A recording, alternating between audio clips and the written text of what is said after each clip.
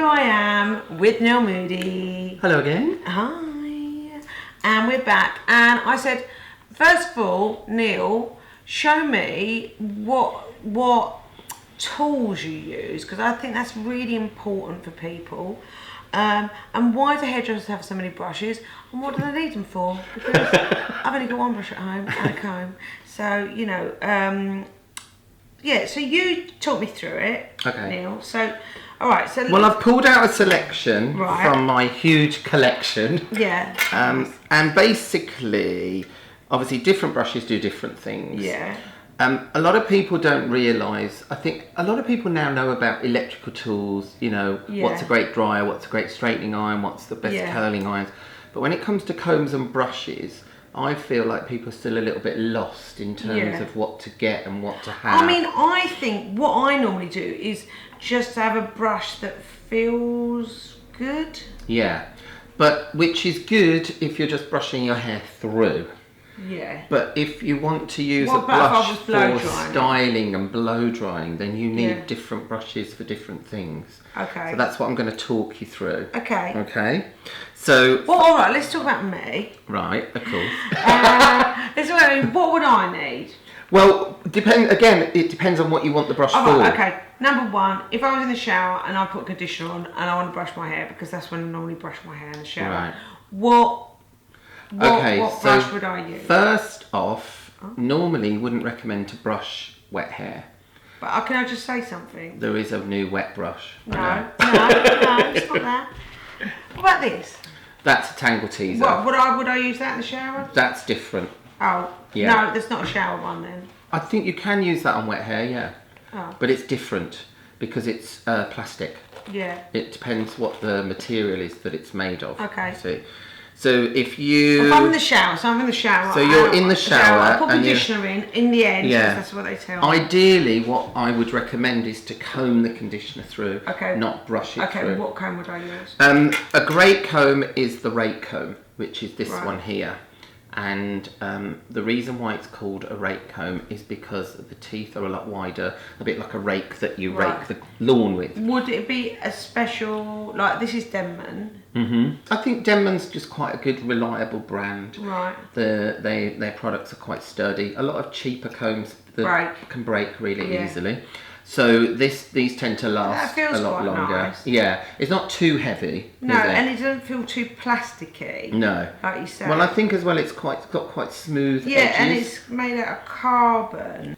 It basically electrically charges the hair so it keeps more static away. Okay. But then also it makes the combs tougher and more sort of resistant really to breaking. Strong combs. Yeah. But I think what's nice about these is when the teeth feel smoother. Yeah. Because they tend to sort of glide through the hair more rather than snagging. Okay. So that is my go-to comb For wet hair. For wet hair. Or if you're really tangled up, I would suggest the tangle teaser, and I've got a bright orange one. Yeah. The reason being is because It was free. no, I tend to go for colours that other people don't have, because if somebody steals it at a fashion show backstage, I know that they've got mine. Oh, that's a good one. 'Cause Yeah. that happens quite a lot. Which does happen, and which will lead us into my Mason and Pearson brush as well. Because this is because expensive. I've got a white one, and I've also got a blue one. Right. Because most people have the black ones. Yeah, I have actually got one. Yeah, I don't and use it. because they are quite expensive brushes, they tend to go missing a lot. Right. So if I have the We white know what and that the blue, is. Sneaky people like these just little tea sneaky, leaves, tea light-fingered, Tea you know, leaves. I think I'll have that because I want it. How much is that? They Brush, depend roughly? on the size, because they come in different sizes, Yeah. Mason and Pearson. This one I think is the medium one, so it's about £50-60. It's quite a lot. Right? Yeah, I have to say though, they last for such a long time. They're very durable. What would you use that on though? I would use this maybe on your hair if I was going to maybe I've just got one. I don't really brush it through as a general brushing. Right. Because, you know, for longer hair, you should occasionally give your hair just a general brush through. Right. Because we lose approximately 120 hairs a day. Yeah. And when you've got longer hair, those hairs tend to not come away so easily. Okay. So brushing your hair through when it's longer actually helps to loosen those, Right. which then makes way for the new hair to grow in its place. That's always good, because you think you don't want to lose that hair, because you always better to have thick hair. Yeah. But if you're making way for new hair, then that's okay. Yeah, and also the bristles, when you brush your scalp, it stimulates the scalp.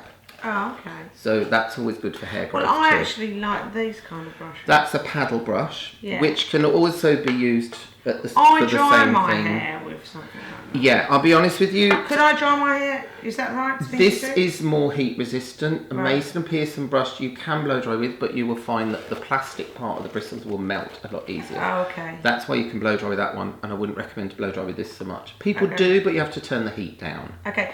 What is this for, though? Similar idea, really, as Alright. the Mason and Pearson brush. It's just a good all-round general Yeah, because I brushing think it brush. feels nice, these kind of brushes. Also, what you find on a paddle brush is that the prongs have like a little nodule on the end. Yeah, which I like. Which is really nice feeling on the Yeah, scalp. yeah. But again, that's good because it's stimulating the scalp. People tend to forget about their scalp unless it's just dry and flaky. Yeah. But actually, you need to stimulate Then you your do head and scalp. shoulders, wouldn't you? Well, maybe not head and I know. shoulders. But that's yeah. what I remember. But yeah, but it's you need to be able to stimulate your scalp. It's like giving your face a massage. Oh, right, okay. Because Which people obviously forget. I can relate. Yeah, well, people forget scalp is skin. Yeah. It's just a different name, but it's still skin with hair all over it. Yeah. So this is good for that. Yeah. Also, when doubles up as a really good microphone. Yeah. So you can pretend you're in a recording studio. Oh, You that's know what I always mean? handy. Always handy. Always good to have in the bedroom. Always handy when you're on set and you need to entertain people. Yeah, because that's that. Yeah. Now, next brushes are, I'm going to go to the round brushes. I think to blow dry hair is really hard. Yeah. And then that's why you always see them with the round brush, Yeah. go rolling it up and put it. I just feel like I would never ever want one of them. I'll be honest with you, blow drying your own hair with the round brush, you need to have the patience of a saint if you're doing it yourself. Yeah. Because it's hard work. Also, some people are just better at it than others. Yeah. It's a bit like with makeup, isn't it? Some people can apply their makeup really quickly and do it really well. Other people do it, spend ages and it looks crap. Yeah. It's a bit like that with blow drying. I think It's quite difficult. it's hard. To do that. It is you know? hard. But depending on what brush you use can make a big difference. Okay. So I tend to have these ones, which is by a Japanese company called YS Park. Right. Again, these aren't very cheap brushes to buy, Right. but they are great and they're very durable. And what I love about this is it's got instructions all over the handle, Right. telling you what to do. Let me read that. So have a read of those, Wendy. So, for example, it tells you that you should. Red barrel. Yeah, which is that one there. Yeah. And it's- this is It's carbon. Carbon. Again, carbon. And the handle is made out of wood, Yeah. like a curling iron. Yeah. Oh, so this conducts heat like a curling iron, the carbon. Yeah. All right, so that's quite technical, really. Yeah, and I would use this if I want to really make hair smoother. So it conducts ions into the hair, which supposedly helps to generate more moisture. But I'll be honest, I'm not sure how much that really works. But I can imagine like that, because metal is going to heat up, so it's and going to be it's really like good for smoothing. Yeah, okay. Yeah. So if you've got quite frizzy, wavy hair and you're trying to get it Yeah. smoother, I would recommend, if you don't get a wise part brush, I would So recommend you've got something really that curly was, hair, would yeah. you use that or not? If you were smoothing it out straighter. Yeah, okay. Like afro hair? No. Yeah, you could do, but you'd probably Need a smaller different one? sizes. It Yeah. comes in quite a lot of sizes. Okay. So you need to find the size that's right for your hair, Okay. really, or hair length. All right. Again, with afro hair, it depends how long your hair. Yeah, is. I mean, also someone that's got like really corkscrewy hair, you know? Yeah. Also, it depends on how straight and smooth they want it. Because Right. if you're trying to get really tight corkscrew hair, poker straight, Yeah. I would go for a much bigger brush. Oh, right, okay. Yeah. Why is that? Because if it's too small, Yeah. the hair goes around and it ends up not going as straight. Oh, Because okay. remember, these are round, so Yeah, okay. the hair moulds around it. So would you use this for like a big old blow dry? Yeah, I would use this one for For sort of a height? big bouncy blow dry, volume, height. Okay. Yeah. But one of the things again with this being metal, it holds a lot of heat. So if you were doing root lift, when it's in the hair, you have to remember to change the dryer to cold. So that it sets the root lift in. Okay. This is a little blow drying trick for a lot of people. Yeah. And I always do this in a lot of my videos. I talk about this a lot because people don't realise. They always go, what's the cold shot button for on a hairdryer? Okay. Basically, when hair's hot, it still moves. Okay. So it can change shape. So if you blow dry root lift and then take the brush out, but the hair's still hot and you leave it and it goes flat, it will set flat. Okay. If it's until it cools down. But normally it will go flat because it's still hot, so it will just sit.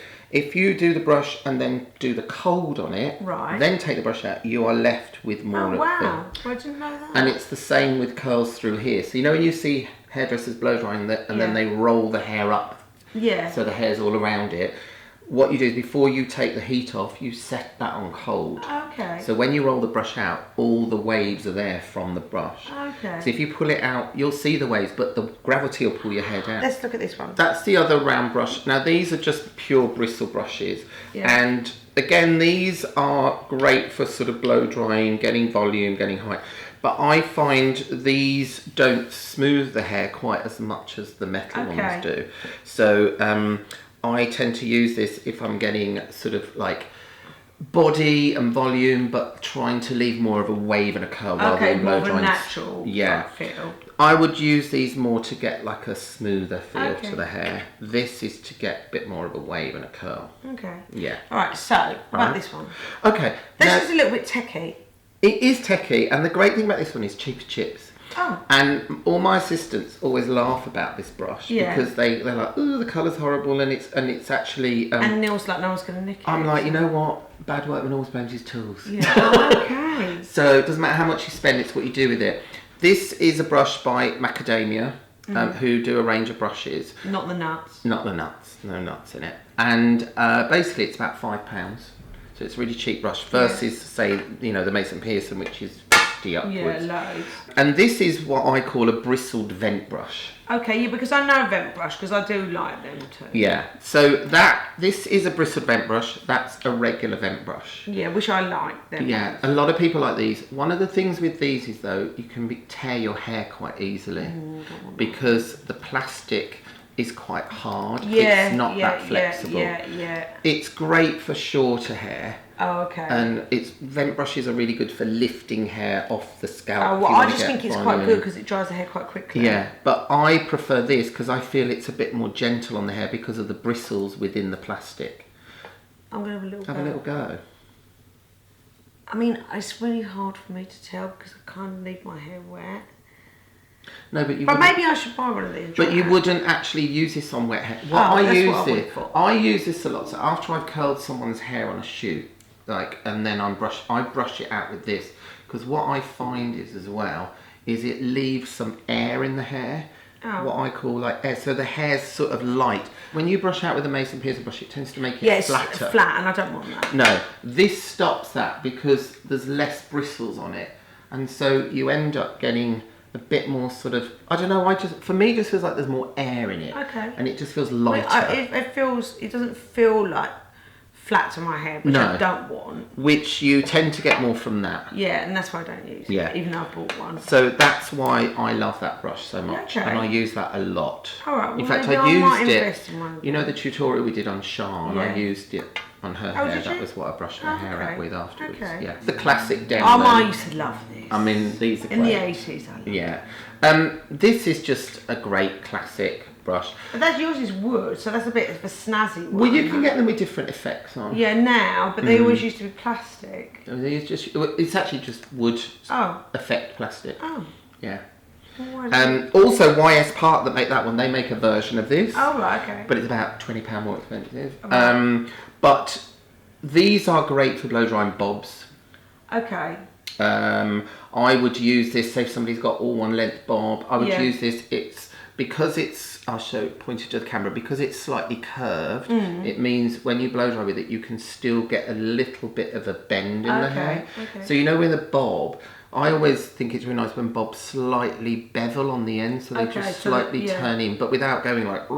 Yeah. So that's great for that. Oh, okay. And anybody who's from Vidal Sassoon, this is what they love using on a bob.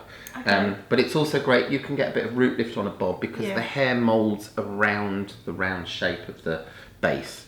So instead of it just drying flat, it dries with a slight bit of lift to it, but not as much lift as you get with a round brush. Combs are a funny one because obviously... I mean, I was going to say you liked that one, but actually it's supposed to be like that. It is supposed to be like that. Is it a hooky comb? It's for when you're taking, so you can take sections of hair like that and you can just sort of hook like a piece. Oh, that's quite nice. Yeah, which you can't really do with that because it picks up too much. Yeah. So yeah, it's for that.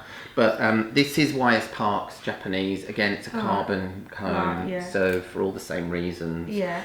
More durable, anti-static. I have to say, they do really nice colours, and people like the shape of these. Okay. With the holes in and things like that. It's just design. But what do you use that for? This is like a cutting comb. Oh, right, okay. Yeah, so you would use this to cut someone's hair. Yeah, basically. Obviously I don't need that. No. So let's move on. And sometimes you might comb your hair through with the wider teeth. If you had short hair. If you had shorter hair, yeah. These are my tail combs, which I use a lot. So you've got two versions, metal-ended one and a plastic one. Metal-ended one, they use these a lot for highlighting. Yeah, I mean, when I used to do highlighting... Did you? Yeah. You've done everything on the planet. When I used to do highlighting, well, actually, that's with a foil, isn't it? Yeah. See? Yeah. See? It's with a foil, and then you weave in and out. Yeah. And sometimes I do little foils in my hair. Yeah. When I can be bothered. Just around the front to make it look like a bit of balayage. Yeah. Sun-kissed. And I just use the foil from... Yeah. What I've used. Well, this one has got a pointed end, so it makes you can pick up the hair. Right, okay, more easy. Much more easy. More easy because that's really good English. That's really good English. Yeah. Easier. Yeah. It's easier, but also because it's pointed, you can pick up literally like tiny 3 strands if you wanted to do it really subtle. So I use this a lot to section off for tonging and things like that because it makes. The point makes... Why would you not use that one? Because the point on this makes much cleaner lines in the hair. It's sort of when you... Would you use that to get a really straight parting? If you turn towards the camera, you'll see, you get very clean partings with it. So it's quite good for putting a parting in if you want like that sharp, hard parting. Yeah. This one is more... Actually, this is a special one, again, from Japan. And I don't know whether you can see on that, but this is slightly curved. Yeah. So it's not flat. And I use this more for when I'm curling hair, and when you wind the hair down, you want it at the roots, you put that underneath. Oh, okay. So and the curling iron sits inside, so you can get it as close to the root as you possibly can. Oh, that's good. Yeah. It's a little special comb, which again, everyone tries to steal from me. The thing is, I would say there's quite a few specialist things here. Well, yeah. Well, I mean, like definitely this, because I wouldn't be able to do that. Yeah. Definitely this takes some work. Yeah. Bit of that, maybe. But I mean, I might get that. So I'm not a specialist. Yeah. And this, because obviously it's cutting. Yeah. But they're all made by the same person, aren't they? Yeah. Oh, the Japanese. Japanese. Yeah. Wise Park. That one's not Wise Park, actually. Oh, I think you said it was. No, it's Japanese. All right. But it's not. But Wise I just Park. think they're a little bit more technical. But obviously, if you're a budding hairdresser, I would look into this. All hairdressers love Wise Park. All of them.